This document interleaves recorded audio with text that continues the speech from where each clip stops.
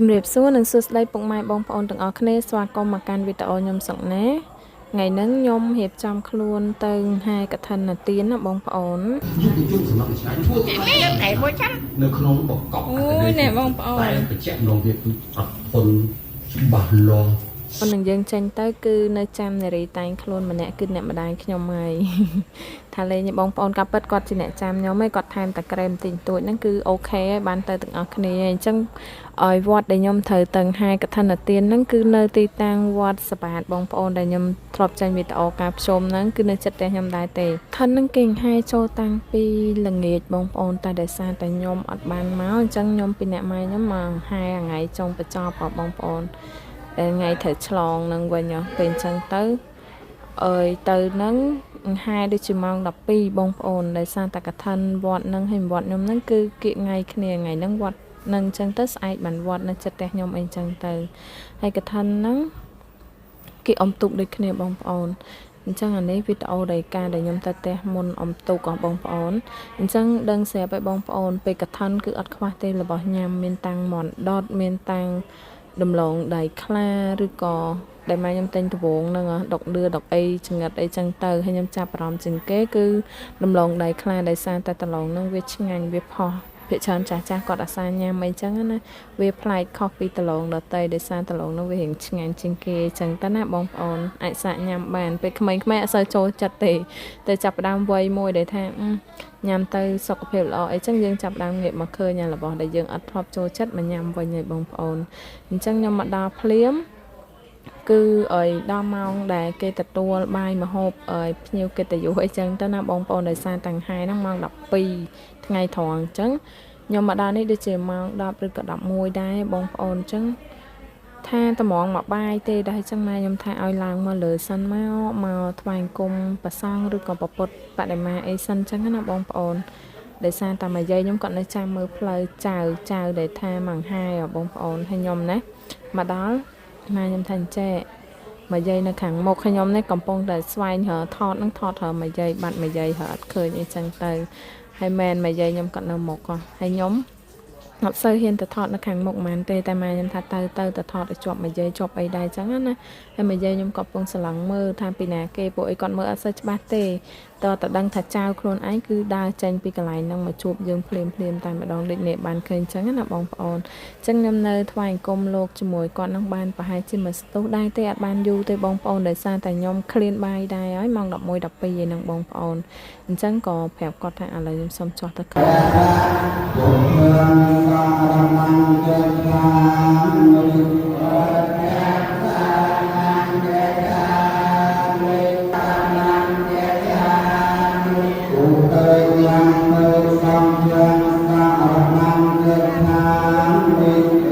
បន្ទាប់មកពីបានប្រាប់គាត់ឲ្យអស់ថាខ្ញុំថ្វាយអង្គមបានតែមួយស្ទុះនឹងដែរទេម៉ាយាយដោយសារតែ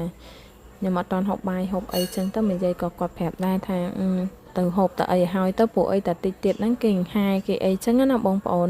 អញ្ចឹងខ្ញុំណាថ្វាយអង្គមលោកដូចជាបានមួយស្ទុះធំដែរហើយអវ៉ាន់ដែលគេដូចជាលៀងហ្នឹងឯងគេហៅលៀងបងប្អូនគេហែចូលតាំងពីល្ងាចដែលខ្ញុំប្រាប់បងប្អូនដូចជាចន្លោះម៉ោង3ម៉ោង4ហ្នឹងឯងគេហែយកមកដាក់វត្តសិនអីចឹងណាអញ្ចឹងគេបិទឈ្មោះបិទផ្លាកអីថារបស់អ្នកណាពុតបរិស័ទណាអញ្ចឹងទៅឲ្យអ៊ំខ្ញុំហើយនឹងប្អូនខ្ញុំគាត់ទៅមកដល់នឹងដែរទេអញ្ចឹងក៏ចាប់ផ្ដើមរៀបចំហូបបាយហូបទឹកតែម្ដងទៅអ៊ំខ្ញុំថាបាច់បាយទេឲ្យក្មួយទៅវត្តទៅមកហូបគេអត់ចេះខ្វះទេបាយស្លអីចឹងទៅហើយខ្ញុំក៏មកដូចគាត់ប្រាប់ចឹងទៅពួកអីវារៀងថ្ងៃដែរដូចខ្ញុំប្រាប់បងប្អូនចឹងណាបន្ទាប់ពីយើងបាយទឹកអីហើយអស់ខ្ញុំក៏បបួរគាត់ទៅពហិយពួកអីពហិយក៏មកបើកទ្វារបងប្អូនបើកជាក៏បើកតែមួយច្រកដែរតែនេះបើកសឹងតែជុំវិញហ្មងឡើងមកកណើហ្មងបងប្អូនហើយចឹងមើលទៅប្លែកស្អាតខុសពីធម្មតាចឹងទៅណាបងប្អូនចឹងខ្ញុំក៏ចង់ឃើញនៅពហិយវត្តនីមួយៗគឺការតាប់តែងឬក៏ការរូបប្រពុតអីគឺផ្សេងគ្នាទៅតាមទឹកដៃអ្នកដែលគាត់ធ្វើដែរចឹងណាបងប្អូនហើយខ្ញុំចូលចិត្តរបៀបបុរាណឬក៏របៀបសម័យមុនអីចឹងទៅហើយក៏មកថតលេងបានពីបេប៉ោះដែរហើយក៏នាំប្អូនមកលៀងរបស់ម៉ាយាយខ្ញុំគាត់ ដាក់លៀងចឹងទៅក៏មានបិទឈ្មោះនៅខាងហ្នឹងយើងមើលឲ្យហើយទៅឲ្យម៉ែខ្ញុំនេះកំពុងតែសំណេះសំណាលមួយយាយសិតតែយាយតែចៅនេះអត់ស្គាល់យាយទេបងប្អូនដោយសារដឹងស្រាប់ហើយបើជំនាន់មុនអីគាត់ចេះតែសានដឹកយើងដើរលេងណេះណោះប្រាប់ឈ្មោះអីចឹងហើយបងប្អូននឹងស្រាប់ហើយមិនចេះតិចទេមកកណោហ្នឹងបើសិនជាសាច់រាប់បងប្អូនតែណាស់តែយើងក្មេងៗជំនាន់ក្រោយយើងមិនសូវតាមម៉ែមិនសូវអីក៏អត់សូវស្គាល់តាមហ្នឹងចឹងទៅណាបងប្អូនដឹងតែយាយតែអត់ដឹងយាយឈ្មោះនេះខាងនោះអីចឹងទៅតែខ្ញុំទៅនេះភាគច្រើនខាងម្យាយខ្ញុំហ្នឹងខាងម៉ែខ្ញុំអីចឹងណាបងប្អូនគាត់ឬក៏កូនក្មួយគាត់អីមកធ្វើដែរអញ្ចឹងទៅឲ្យខ្ញុំណាមករៀបចំមកវត្តមកអីទៅហើយឥឡូវហ្នឹងគឺគេចាប់ផ្ដើមដង្ហែបងប្អូនអញ្ចឹងបន្ទាប់ពីហែហ្នឹងដូចខ្ញុំអត់តាន់បានប្រាប់ពេលយើងហែអញ្ចឹងយើងធ្វើការដោះស្បែកជើងចន្លោះពេលដែលយើងទៅដល់ពហិយតែដោយសារតែសាលាលោកហើយពហិយហ្នឹងគឺនៅចិត្តគ្នាបងប្អូនអញ្ចឹងខ្ញុំដោះស្បែកជើងពីហ្នឹងទៅឲ្យហើយតែម្ដងទៅហើយធ្វើការហែហ្នឹងទៅឲ្យបងប្អូនគឺចាប់ផ្ដើមចេញទៅហើយគឺមានអ្នកភូមិមានអីចឹងទៅអូខ្ញុំភ្លេចនិយាយរឿងហែចន្លោះម៉ោង3ម៉ោង4នឹងរបៀបចេះអាពេលក្បែរពេលចូលថ្ងៃចូលកឋិនហ្នឹងបងប្អូនគេហែពេលរសៀលហែពីភូមិណាណីអីចឹងទៅមកចឹងទៅបើសិនជាកាត់មកផ្ទះយើងអាចចូលរួមទៅជាមួយគាត់ហ្នឹងហែរហូតដល់វត្តអីចឹងណាបងប្អូនតែខ្ញុំអត់ដឹងថាស្រុកភូមិឬក៏បងប្អូនខេត្តនីមួយអីផ្សេងគ្នាឬក៏អត់ទេបងប្អូនអាចសាកចូលមានន័យថាបងប្អូនអាចចូលខមមិននៅក្នុងនឹងបានបើសិនជាប្លែកឬក៏ខុសអីពីវត្តបងប្អូនអីចឹងទៅហើយអញ្ចឹងយើងចាប់ផ្ដើមហែហ្នឹងកាងហែហ្នឹងគឺហែ3ជុំបងប្អូនជុំវិញពហិយហ្នឹង3ជុំណាបានយើងឡើងទៅខាងពហិយក្នុងនឹងហ្មងតែខ្ញុំអត់ដឹងថាវត្តគេហើយវត្តខ្ញុំខុសគ្នាមិនទេមកយាយខ្ញុំថាបើសិនជានៅវត្តយើងវត្តខ្ញុំណាមុននឹងគ្រប់3ជុំហ្នឹងគឺលោកសោតមុនសោតអីទៀតបានយើងចាប់ផ្ដើមចូលពហិយដូចអាវីដេអូដែលខ្ញុំឡើងមកបាយបិណ្ឌបងប្អូនតែវត្តនេះអត់ទេមានន័យថាគ្រាន់តែហែចាប់3ជុំហ្នឹងហើយគឺយើងឡើងទៅខាងលើនឹងតែម្ដងហើយឡើងសោតមុនសោតអីចឹងទៅហើយខ្ញុំក៏បាននៅយូរណាស់ទេបងប្អូនដោយសារតែដឹងស្រាប់ហើយយើងមិនដូចមនុស្សចាស់ណាចាស់គាត់នៅស្ដាប់លោកនៅស្ពះអីចឹងទៅខ្ញុំណាក៏បានមកហែបានគ្នាជាមួយគាត់នឹងហើយក៏ទៅផ្ទះតែអីទៅតែមិននឹងធ្វើឲ្យការហែហ្នឹងខ្ញុំចង់ថតផ្ញើជាវីដេអូទៅកាន់ពុកម៉ែបងប្អូនឲ្យបានទស្សនាពីរបៀបហែកឋិននៅវត្តនីមួយដែរអញ្ចឹងណាបងប្អូនហើយខ្ញុំនេះដូរគ្នាថតពីអ្នកប្អូនខ្ញុំហើយដូរចោះដូរឡើងហ្នឹងឥឡូវដូរទៅកាន់អ៊ំខ្ញុំវិញរៀងក្តៅដែរបងប្អូនម៉ោង11ម៉ោង12ហ្មងណា12ឬក៏12កន្លះហ្នឹងនេះឡើងចង់ក្តៅជើងដឹងស្រាប់ហើយមេឃតាក្តៅខ្លាំងគឺចន្លោះពេលហ្នឹងតែម្ដងបងប្អូនអញ្ចឹងហើយកឋិនហ្នឹងបងប្អូន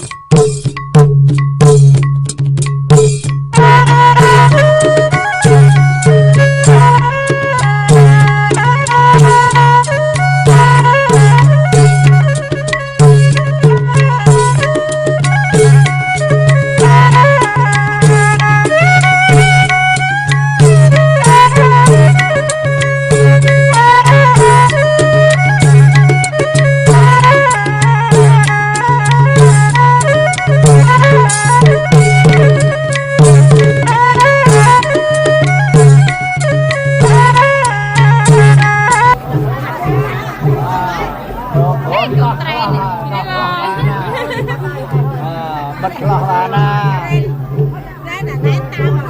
បិទបានមិនយាយណាហើយគាត់ទៅ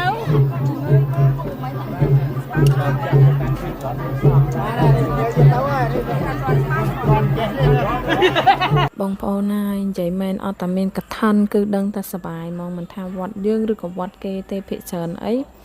គឺខ្ញុំអាសាទៅវត្តគេដែរកាលខ្ញុំនៅរៀននៅវិទ្យាល័យអីចឹងទៅយើងទៅနေច្រើនចាស់គាត់ទៅវត្តអីគឺអាសាទៅជាមួយគាត់តែឲ្យជំនាន់ហ្នឹងខ្ញុំអត់តមានទូរស័ព្ទប្រើពេញដៃទេអញ្ចឹងក៏អត់មានជីវីដេអូសម្រាប់បងប្អូនទស្សនាដែរអញ្ចឹង គឺសបាយផ្លែខុសពីវត្តខ្ញុំដែរអញ្ចឹងណាបងប្អូនហើយតែយ៉ាំវិញគឺនៅហាមានន័យថាចេះគាត់នៅលេងនឹងរហូតលេងរហូតតតាពុទ្ធបរិស័ទអីគាត់ចូលពហិអស់បានគាត់ឈប់លេងហើយពហិវត្តសបាតនេះក៏មិនសូវជាធំដែរបងប្អូនទៅមនុស្សច្រើនអញ្ចឹងទៅវារៀងចង្អៀតឬក៏ចង្អៀតដែរអញ្ចឹងណាបងប្អូនមិនរៀងចង្អៀតទេគឺចង្អៀតរៀងដែរដោយសារតែមនុស្សហ្នឹងវារៀងច្រើនអញ្ចឹងណាបងប្អូន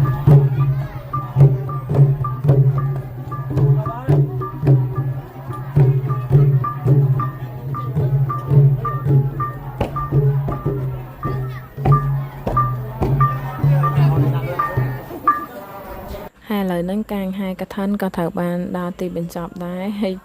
ខ្ញុំហើយម៉ែខ្ញុំនេះនៅអង្គុយចាំប្អូនខ្ញុំហើយអ៊ំខ្ញុំមកដោយសារតែខ្ញុំហាយអីហើយអស់ខ្ញុំក៏មកភ្លាមមកដល់អង្គុយក្រោមសាលាអីចឹងទៅនៅចាំអ៊ំហើយម៉ែខ្ញុំអ៊ំហើយប្អូនខ្ញុំឥឡូវគាត់មកហើយឥឡូវរៀបចំទៅផ្ទះហ្មងណាបងប្អូនហើយមកជួបជាមួយបងប្អូនសិតតែបងប្អូនតែខ្ញុំអត់សូវស្គាល់ឈ្មោះគាត់អីចឹងណាបងប្អូននៅគ្រាន់តែមកដល់ផ្ទះភ្លាមសំណាងមែនតែនគឺភ្លៀងជាខ្លាំងតែមកនិយាយខ្ញុំនៅវត្តឡើយណា